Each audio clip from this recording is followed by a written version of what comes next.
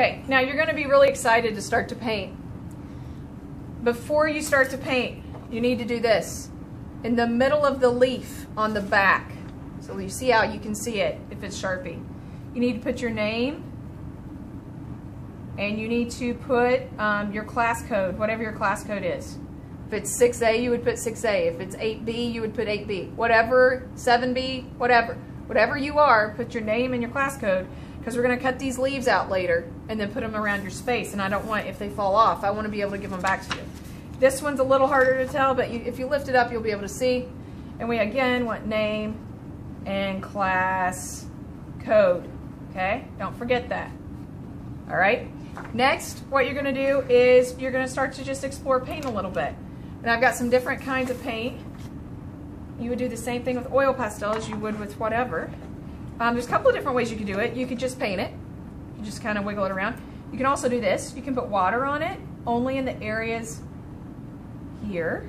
And then I'm going to pick up some green and touch it. So now I've got, I'm not going to wipe it around too much. Now I've got like some green starting to happen. I'm going to zoom in so you can see what happens. And I'm going to wash off my brush in between colors so that I don't have the yellow all messed up. And I have a yellow right beside me. I'm going to wiggle around a lot and get some good paint, but I want it pretty decently wet. So I'm getting a little bit more water. And when I touch that with yellow, it makes a swirl of different color. So you can kind of see the yellow going. It's hard to see it, I think, up there.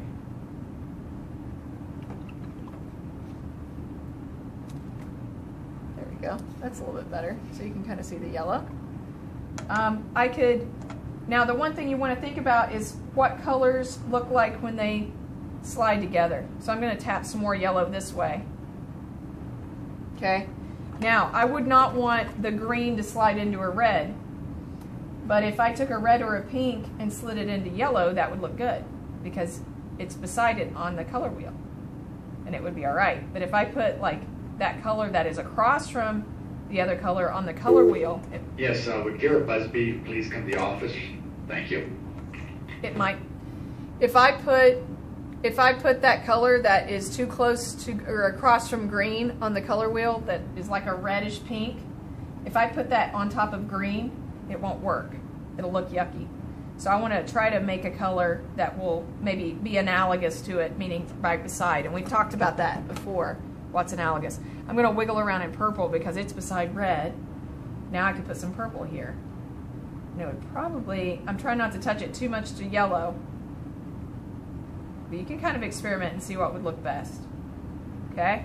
I keep doing that, and then I don't want to pick it up so that it runs all over the place, but we can put it on the drying rack really flat, make sure it's horizontal, and then tomorrow we can cut those out and then put them by your art space.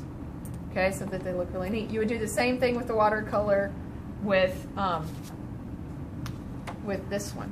And I mean, I have had kids do stripes. I just don't think it looks like what leaves really look like when they change. So you can kind of, if you put water on and use tons of water, you can see it starts to spin out and kind of look like what a leaf looks like when it changes. Let's say I do want to make a brown. Do you know how to make a brown? That's when you on purpose mix the colors that are this similar. So I'm going to pick up a red and a green together, and that's going to make a brown. Now, I would be careful with that because it can make it so yucky. You've got to be careful. And then I'm going to put some water with it so it spreads out, so it's more of a, there we go, now it's looking better. Okay, so I'm doing it on purpose there.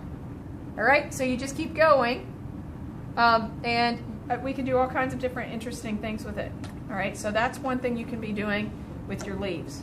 All right?